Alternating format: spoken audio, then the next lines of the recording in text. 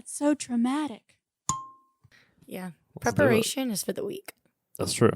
That's what they say. You got to jump into things. Yeah, I agree. 100%. And that's what we're doing today with today's episode. And this is Let's Talk Trauma with Rose Bredemeyer, which is me. Today I have my brother-in-law, Timmy Morrisette, who does all of my editing and jazz. Yep. Everything I can't do, he handles for me. And I think he was a little jealous. A little bit. And I was like, "Do you want to be part of things? Yeah. I don't want to leave you out, buddy." A little bit. So, You kept saying you wanted male guests. I am a male, believe it or not. So here I am. yeah, you're just so unnoticeable Yeah, to me. pretty much. That's me. Yeah, I kept saying I was naming out people that I want to have on, and every time you're like, hey, Yeah, look Hey. over here. It's me.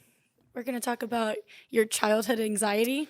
Childhood anxiety. Yeah, I was hesitant to kind of put my name in the hat because, like, to me, it's not a anxiety. Like, it's not something that I still deal with. It doesn't bring me any trauma today, right? Mm-hmm. So, like, there's nothing that I deal with now stemming from what we're going to talk about. So, to me, it's not a trauma. But back then, I mean, looking back on it, yeah, it's very traumatic. Like, kind of what I lived through, I guess. God, it sounds so dramatic saying that, but like I was a just incredibly anxious kid. Like from Oh, yeah. the age of, I mean, as far back as I can remember, probably like 3 on, I wouldn't talk to anybody. I wouldn't communicate with any adults or just people I didn't know. Just your family. Yeah, just my family. So people I didn't know, I just wouldn't even say a single word to. I would just cover my face and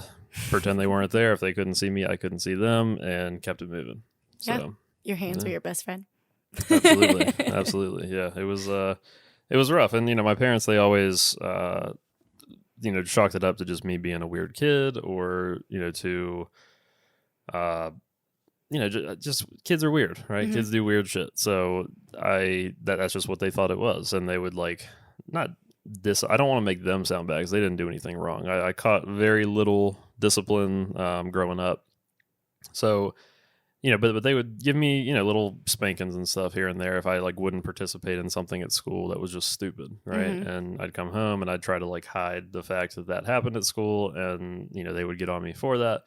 But this was back in the 90s, so anxiety wasn't then what it is now. It wasn't talked about. Yeah, not at all. It wasn't real to a lot of people. Yeah. So nobody really knew what to do with kids like that. So I did grow out of it eventually, which was good. But yeah, I mean those years up through 5th grade, I mean I just wouldn't. It definitely got better when I went to the school that we went to, and I had a bigger class, because in my younger years I was at a very small private school, and I had a class of 3 other people. So that was my core, that was my family, right? So if it was anybody else in the school, any other teachers, anybody that wasn't in the group of people that I knew, I just wasn't able to communicate with them at all. So, Do you think it would have been different if you had gone to a public school and you were around a bunch of other kids? I don't know.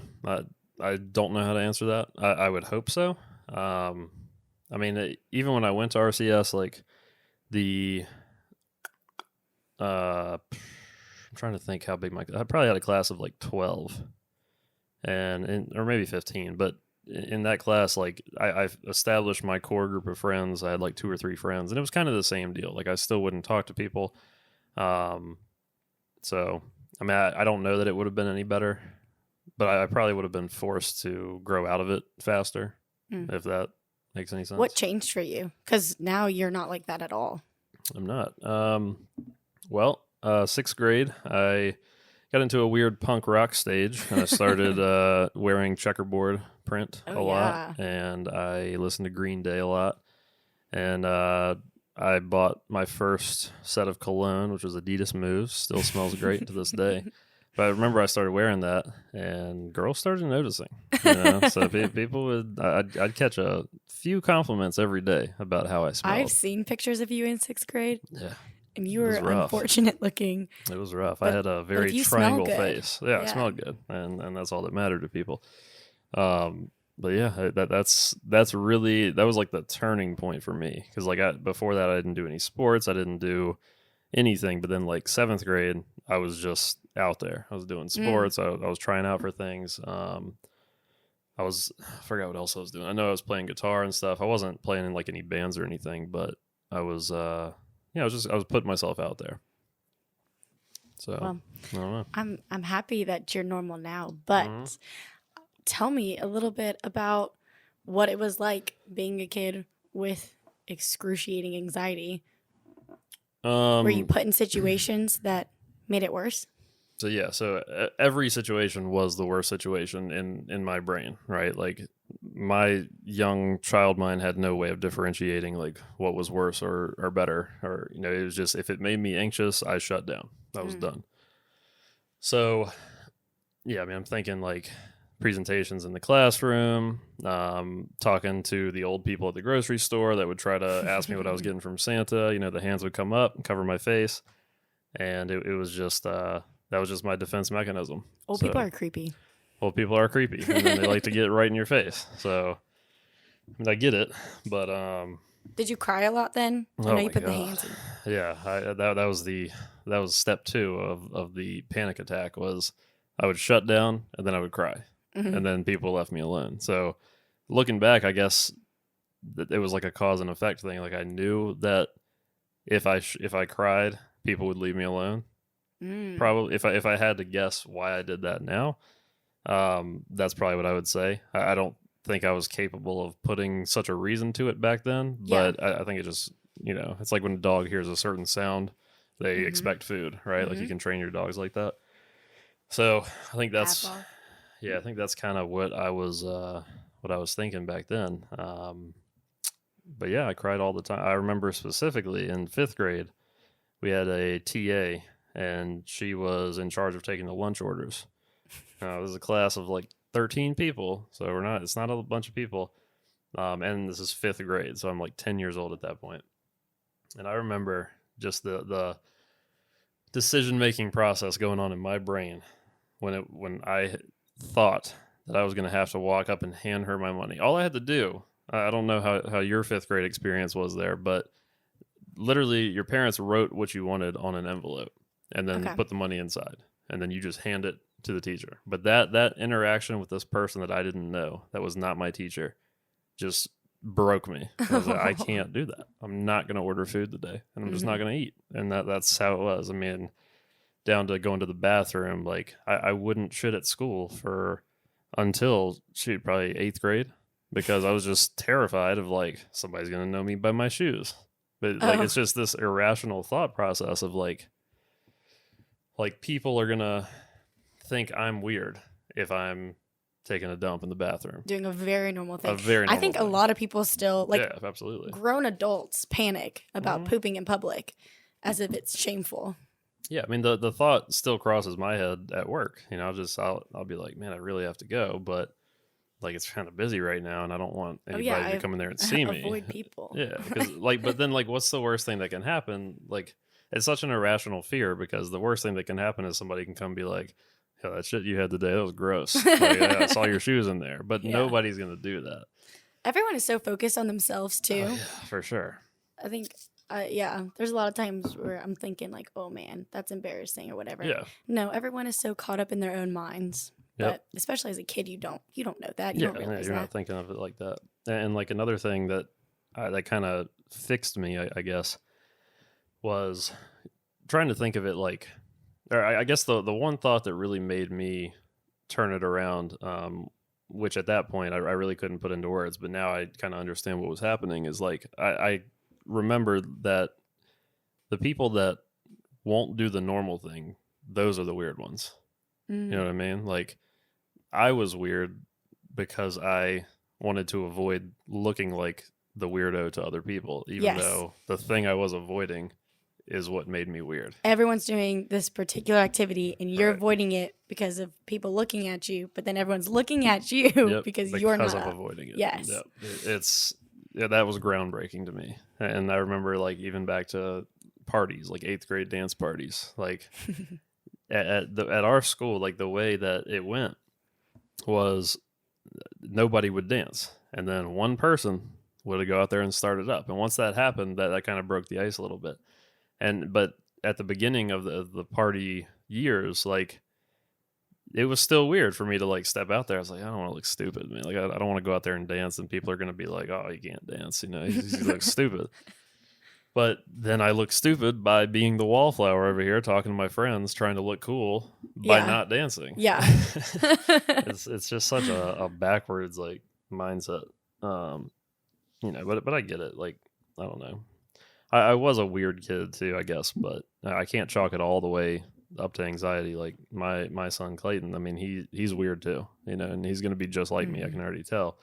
But I was also very like logical, and I needed reasons for everything. Like if you couldn't give me a reason, I'm not doing it, which we'll get into in here. But like that was just me. I was just a kid. I had very clear thoughts from a young age, but I had very firm like lines in the sand too. Like I'm just not doing it.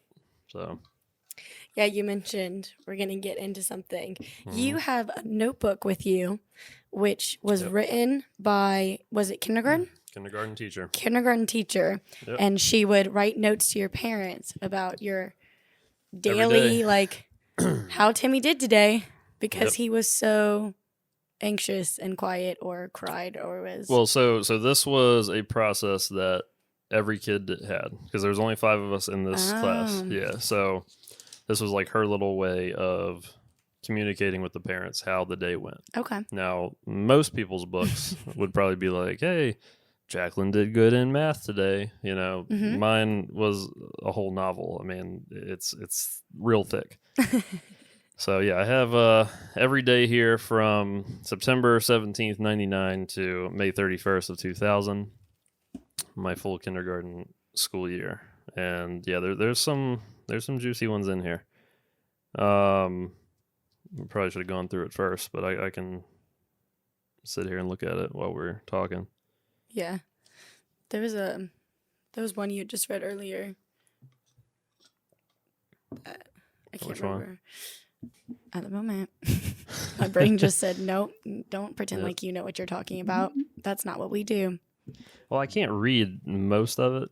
I mean, this... 'Cause it's old lady handwriting? Yeah, this lady, she was probably 70 when I was in kindergarten. She has to be dead now. I don't know where she's at now. She might not be. What's up, Miss Siegel? But if you are still alive and for some reason hear this, reach out. I'd love to chat. What was the one that you made a pact, made an agreement that you would do something if you go on stage? Yeah, that was so we had a play that we were doing, or some kind of presentation in front of the school and the parents. Now this school, I mean, when I say school, it was a very small church school. There was, I think, 30 kids in the school. So my class was 5 of those people. So the presentation that we were having, I mean, there would be a max of 60 people there. So they were trying to get me to do this piece of it. It was around Thanksgiving. Let me skip to where they wanted us to get up and say like what we were thankful for, and then sing a little song all together. Like it wasn't a solo or anything. Oh, this one we got to get to. It's the oak tree one. So did you flag it so you can get back to it? Yeah. All right, started practice. Yeah, today we started our practice for Parents' Night. Timmy would not get on the stage. We will try again tomorrow. It's a lot of those. It's a lot of little ones like that with nothing juicy in it, but just saying I wouldn't do something. Yeah, Timmy got a little upset today in class before lunch, but he just wouldn't tell me why. Question mark. Who knows? It could have, that's what I'm saying. It could have been anything. It could have been, I got the wrong lunch in my lunchbox. I wanted a different sandwich. Like, it's just such a ridiculous thing. Timmy did not hesitate to get on stage this morning. All right, so this was a little bit after. He immediately covered his face. I don't believe he cried. Seconds later, he recovered and stood like the others. He sang a little bit at the end. And I asked God to bless the food before lunch with her help. She had to throw that in there. A little stick to me. With her help. Right. You did not do it on your own. Yeah, it's so crazy. We practiced our program today. They each have to tell what they are thankful for. Timmy told me that he wouldn't say it, but he didn't get upset, in quotes. So that is good. There was one where she put in quotes what you had said. Yeah. You were like, I didn't see the point. Yeah, that was about a particular activity that she wanted us to do. I feel like I just skipped it back here. Yeah, she was trying to get us to read or to do something about readiness skills. That's what that one was about. What is readiness skills in kindergarten? Fuck if I know. That's the funny part. Like, well, so this school, I will say, because it was a small school, like, we could get more advanced. Like, I came into second grade, full cursive, everything. Like, I was learning stuff at kindergarten, what they were learning at second grade. Yeah, I learned cursive in second grade. Yeah. So I was kind of a beast when I got to second grade, but because of this school. So, I mean, I have to credit the school a little bit. Now, I mean, we can get into the whole religion of the school, separately, but or on here, I don't really care. But they're terrible people from like a just morality and Jesus loving perspective. Timmy could not understand. Here we go. Timmy could not understand what the point, his words, was to page 15 of readiness skills. He is a thinker, end quotes. He's doing a good job holding the door. Also, so there you go. Look at you. Weren't you a around the world champ? Many times, yeah. About a 10-time around the world champ. And that's all documented in here, so I'm not lying about that. Good day, Bible class. He would not recite the verse. Yep, sounds about right. I do well in every subject. I mean, I was just a beast at school. Like, I don't know. Circle games, he would not participate. Like if it was something that I didn't see the point in doing, it wasn't going to benefit me in any way, and I'm still kind of like this. I wouldn't do it. Yeah, just like that's stupid. Or if it wasn't an opportunity for me to like flex my knowledge, then I just wasn't going to do it. Flex your knowledge. Yeah. Let's see. All right, at the end of recess, here we go. This story has been talked about for years among every class that I've ever been in, because somehow it comes up, and I don't know who I told, but they told somebody else. Everybody knows this story. Mm-hmm. The end of recess is October 8th, 99. The end of recess, we had a race to the big tree next to the parking lot. Timmy would not do it. He got upset as soon as I said, race. No one else was outside, just our class. Already thought he would do it, but he was very upset and started crying. He did well in everything else. I don't really know how to handle it. At this point, your teacher's just giving up on you. And this is October. I mean, we're thinking about a school year. We just started in September. And this is my first year of school. So, and this lady's been teaching for years, I'm sure. I don't know how to handle it. Yeah. Timmy got upset during Around the World when he didn't answer first, but he pulled himself together and won the contest. So, I got ice in my veins for this Around the World champion. You sound kind of annoying right there. Yeah. Like you threw a fit because you didn't get first. You're like, Pretty much. It's fine. Like, I'll take over now. There's a lot of entries in here about Old Maid, too. I can't find any of them, but Old Maid was my kryptonite. I hated that game, and I would cry every time we played it. I don't even know. Because you didn't like losing? I don't know. I don't, to this day, I don't know, like, what the problem with it was. I just didn't want to play it. Maybe it was because I kept losing. I don't know. Maybe I'm just really competitive, and that's just deep in my core. But there, I wouldn't draw. There's a lot of examples. Like I wouldn't use this hand sanitizer that she bought the class to try. It was like Bath and Body Works scented hand sanitizer. Wouldn't do it. There's finger painting. Wouldn't do that. So yeah, it's an interesting read, and yeah, if we can Man, I need to digitize it. That's what we should do. I need to digitize this, throw it in a file, and then if you hit like 100 supporters on Patreon or whatever, we'll release it. But not that it's my There's show. some But there's some good ones in there though. yeah. I mean, it's my show, but it's not about me. It's Yeah. about everything that comes on. So Well, if the good people out there want to read all these, I will personally take the time to digitize this and put it on the internet. 'Cause this is it's just a gem. Like I'm never gonna throw this away. This has moved with me to every house we've been in. Oh, I raised my hand in chapel to answer a question 2 times. whoa, big step, little Timmy. Yeah, it is insanity. He would not go onto the stage. First time we practiced with the other grades, I was the leader of the boys K through 2nd, apparently. So natural born leader, just in my blood, I guess. I don't know. Oh, here we go. I made a deal with Timmy. Here it is. It's just so me. I made a deal with Timmy. He doesn't have to say what he is thankful for if he will keep his hands at his side and say the poem and sing the song. And then because of that deal, I kept my hands by my side the whole time. And everyone else said that what they were thankful for. Yep, everybody else said it. I did not. You ungrateful hoe. Yeah, I won that battle. And you know, it's just the little things. That's what I was concerned with. And I see it in Clayton so much. Just let him get his way on this one particular compromise, and he'll be great for the rest of the day. So it's gonna be a nightmare, I'm sure, as he gets older. But yeah, it's a fun read going back through these. Towards the end of the year, it was a lot more smiley faces. It's a good day. I think she probably just got sick of Probably writing things. Like, you were just annoying. She's like, good day. Yeah, probably so. I mean, she had to be tired of me at this point. What Timmy has decided to be the narrator of all things. I decided to be the narrator in our graduation play because I remember that. So then you didn't have to stand up in front of people though, right?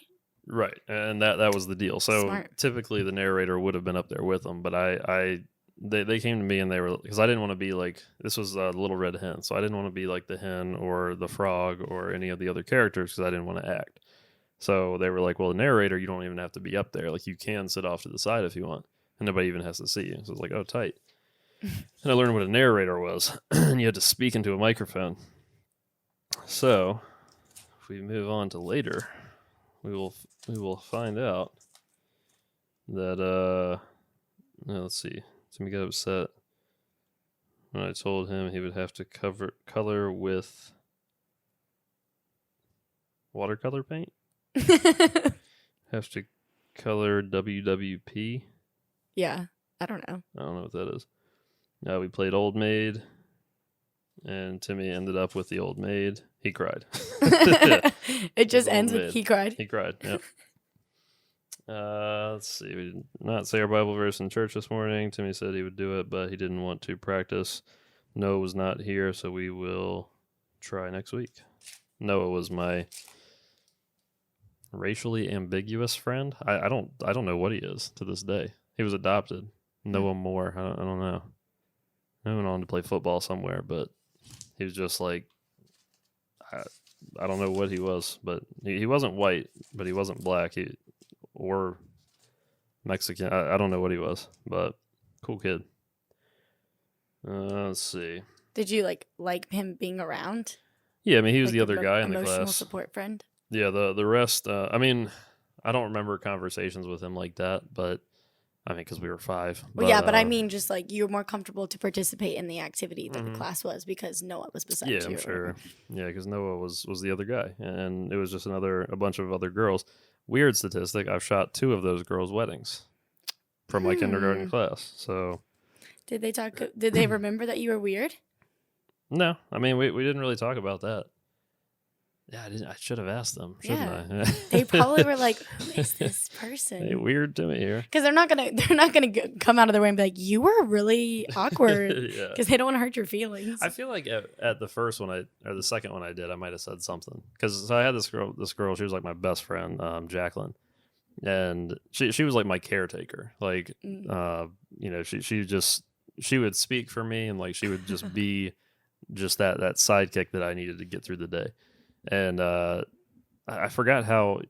Oh no, that's she didn't ask me to shoot her wedding. I was second shooting for another guy who was doing her wedding, and it was just I would turn the corner and she was sitting there, just like what the hell. So yeah, I did ask her. I was like, "Yeah, I've come a long way since kindergarten, right?" And that was pretty much the end of it because she was getting ready for her big day. So it's not about you to me. This podcast has turned into you being like, "I'm fantastic." Yeah, well, I've come a long way, and that's I think we can get into too. Like, I think the reason that I have changed so much is just the confidence. It's from all stemming back from 6th grade, like just that confidence I got from people liking me, from people thinking I smelled good, giving me compliments. That just went straight to You're my an head. affirmation kind of guy. Absolutely. I've definitely gotten that from Victoria. Like you need that confirmation. I remember beach trips with you. Yep. I would go with you and Victoria, and once the babies were born, the babies. But we would sit on the balcony and we'd have our little balcony talks, and you'd be like, "Do you think I'm like good enough? Or do you think I'm handsome? Or do my clothes look good on me?" Like you would ask like very you still to this day need that like confirmation from and that affirmation from other people. I would say I've gotten better about it. You think these things, Nemo. Yeah, I would say I've definitely gotten better about it. Like I just don't really give a fuck now about much of anything. I just kind of do what I want to do. Yeah, you were going through a phase. Yeah, that was for back sure. In like 2017. I went through a lot of phases, man. Like a lot of them were related to like who my sister was dating at the time. Like I went through a hunting phase. I went through a rock band phase. I went through a skateboarding phase. I went through a whole black phase. I mean, I really genuinely thought I was black for a while, and I'm not. So I learned that one, and glad I did, because those people are the worst, right? Right, the white guys that just act. Try to act hood or act a certain way. Yeah. Right. So I wouldn't associate myself with you. Oh yeah, that's when your sister fell in love with me. So whatever. Yeah, that was a weird time, but yeah, I've definitely been through a lot of phases, and I think I'm just kind of realizing over these last couple of years, like like I said, it doesn't matter. Or even better, like you said, like people aren't thinking about you all the time, right? Mm-hmm. Like people don't, and then that's what I've learned too a lot just by doing this kind of stuff, like through YouTube and podcasts and whatever. Nobody gives a shit what you do, right? Like you could just put whatever you want out there, and people are going to have their opinions. Most people aren't going to say anything about it, but the people that give you the opinions, that's kind of who you learn from. You get that criticism. So if you're way off base, then to correct yourself. But if it's like a customer thing, if you're making, like, if I made wedding videos and every people commented and was like, "Yeah, this is shit," I'd be like, "Oh man, I probably won't make wedding videos anymore." Just find something else to do. But when you get the good affirmation, it's just like, all right, I'm doing something right here. Yeah, to be fully honest, and I'm very excited about this podcast. Mm-hmm. I think it's really fun to record, and the whole process is exciting. But after that first episode dropped, I was just like, it's terrifying. Oh no. Mm-hmm. I'm going to be really, really upfront here because it doesn't matter. But I got home because I was out working, and then I was like, okay, I got home. I listened to it on the way home, and I was like, this is pretty good. And like, Victoria's really outspoken. I love it. And then I get home and I sit on the floor and I just started crying. I was like, oh no, I just put something out into the world. I am a private person in that aspect of I don't put my beliefs or my feelings on social media. I've always been a very strong person that's like, I hate when people put their feelings on Facebook or all that. And I've grown up in a generation that feels like they need to do that all the time. And so when I drop this, which it's not even my feelings. I don't even talk that much on this thing. Right. And I'm just like, oh no, people are listening. And I was getting great feedback. I mean, people were texting like, I laughed so hard, or I was terrified, or love it. And then I'm just like, don't like you listening. Yeah, it's definitely weird hearing that feedback. Even if it is good, it's just weird that somebody else saw what you did. Yeah. Right. But what's crazy about it is typically you're going to get better feedback than bad because you're actually doing something. And like that's why I was so excited to help you with this, because I'm just happy to see somebody doing something in this family. Like it's just cool to see somebody putting themselves out there and doing stuff, because for the longest time, you know, I've tried so many different things over the years, and you know, some of them have been successful, but that's just what I just like to put myself out there and try stuff, right? Nobody else likes to do that. Everybody likes to just kind of exist, and that's fine. And you know, complacency is a big part of this world. So when you do something and put yourself out there, like people flock to that, and they're just like, wow, that was awesome, just because you did it. Honestly, it wouldn't have even mattered how it was. Like even if it was just a horrible podcast, like people would have said good things about it because you're doing something. And so there's always that piece that you can kind of find some confidence in, is like, oh, I'm doing something good. With this show, I think what's cool about it is the takeaways for people, right? Because if they're going through the same thing, right, or if they're experiencing a similar trauma, even if there's just a little nugget, and I told you this before you started, I was like, because you know, one of the worries when talking to people that are involved in your personal life are that personal details might come out, right?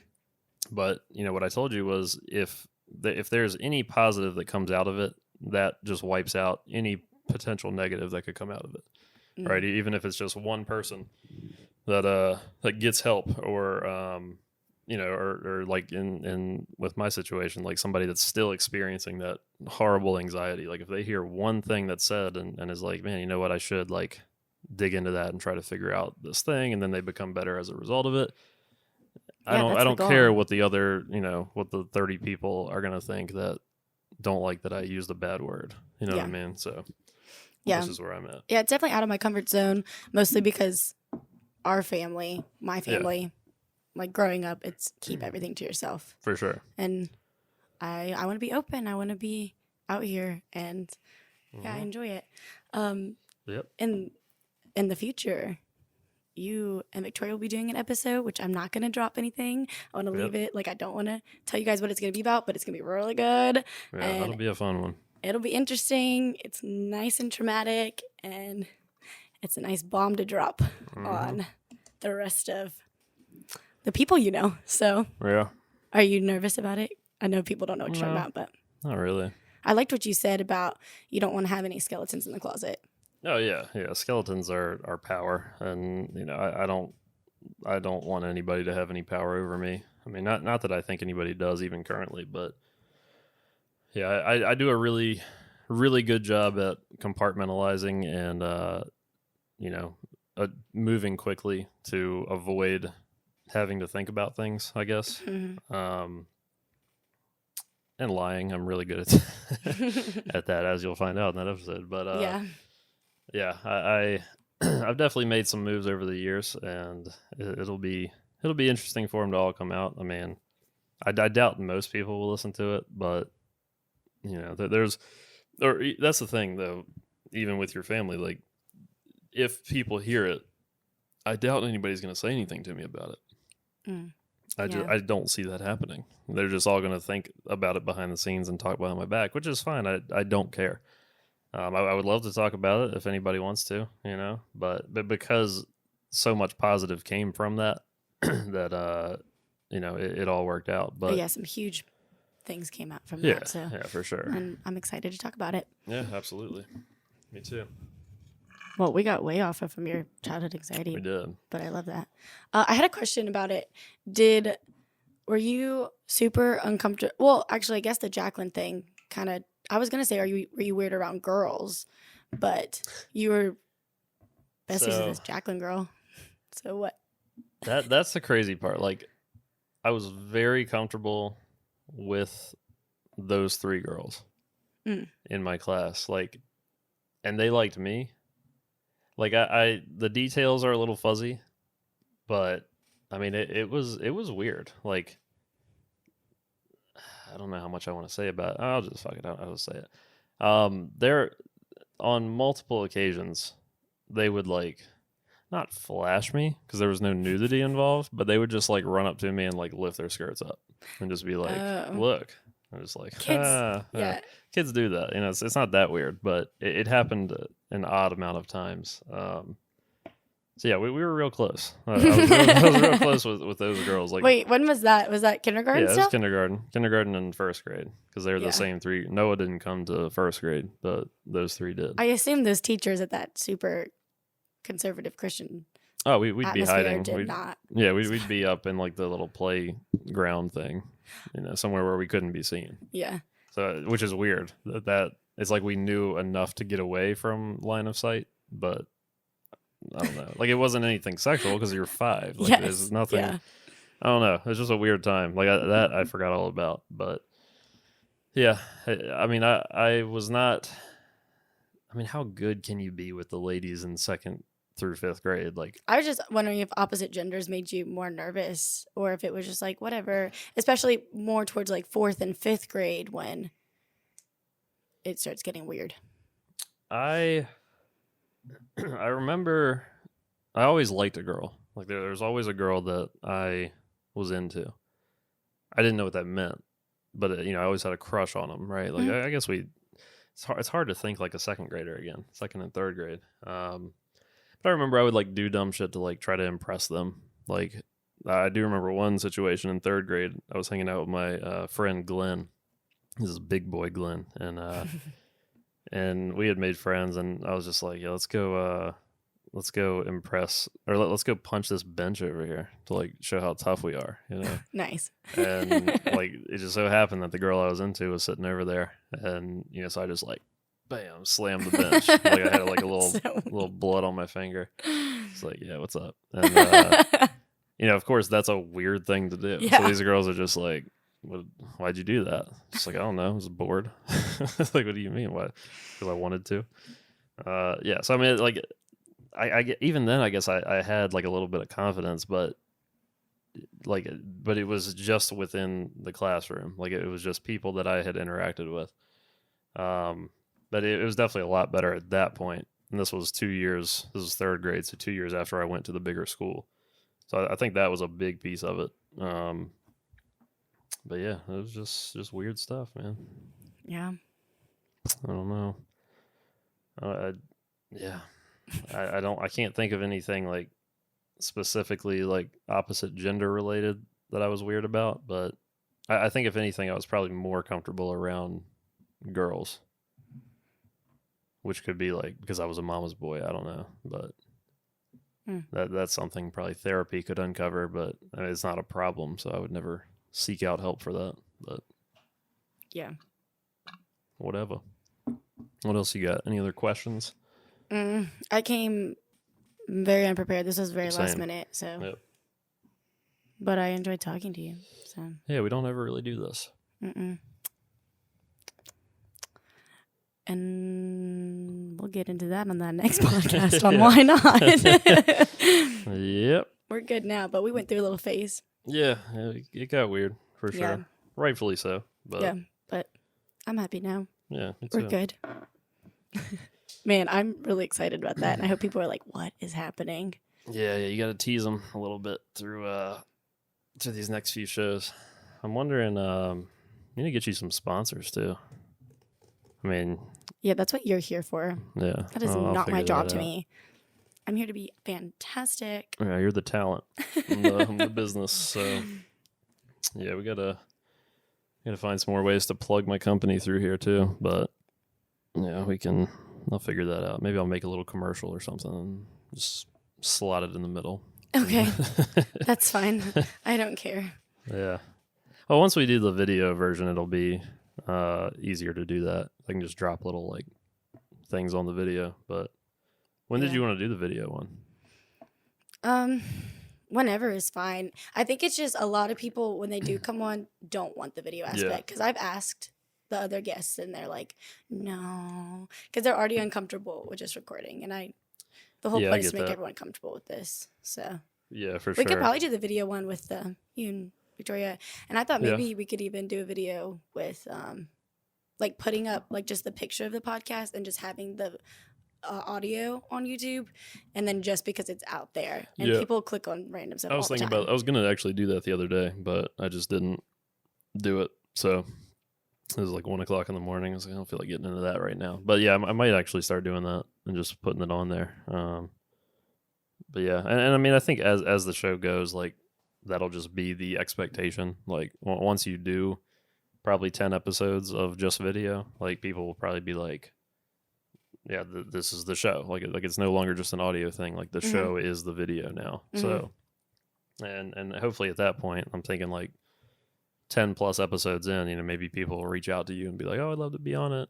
Yeah, I have someone that reached out on Facebook. Yeah. I'm going to get back to him. I never answered. Yeah. I haven't answered yet, but, and I kind of have to feel out people that aren't close to me, because right now I'm in contact with people, but because we're in a pandemic, I don't know how people are like feeling. So I have to do like some call-in ones, but yeah, it's harder too with people that are, I mean, maybe it's not, but maybe it's easier, but I just feel like it's harder as the host with people, you know, because it's like, you know, the answers to all the questions that you would ask. So it's like I do. I want to be shocked. Yeah. I already know these things. But so I think as you get more people that you don't know that well, everything will just kind of naturally blossom up. So yeah, for sure. Yeah, we'll get some video rolling. Get this thing on YouTube. If you'd like to support the show, there is a link on the page if you're watching this on Anchor to support the show. If you're into that kind of thing, you can do a monthly subscription, and it kind of helps us keep the lights on here at Morrisette Media. So yeah, we'll start maybe throwing some of those in on the end of the show too, or in the beginning. And if you have any traumas that you want, there is a link that you can send messages. You can send them to the email, which is, what is it? Let's Talk Trauma. Let's Talk Trauma podcast at gmail.com. If you have your own situation or trauma that you would like to talk through. And it can be private or whatever. And you don't have to be in Virginia. You can be anywhere in the world. We can call you, get you on audio or Zoom or whatever you want to do. So there's even a thing on Anchor that you can record a message and just drop it. Yep, sure. Yeah, so if you have voice questions, mini episodes and stuff. Yeah. If people have, we're just kind of brainstorming now, but that's true. And then you could make that for the supporters, like follow-ups to the episodes. You know, if people do have questions. Yeah, that'd be interesting. Yeah, we're just putting it out there right now. It's early days. Yeah. But we're just evolving as we go. So that's that. Here we are. Well, thank you, Timmy. Thanks for having me in my own house. Yeah. Thanks for letting me come into your home. Absolutely. And take over for a bit. Anytime. All right, well, goodbye, everyone. All right, bye.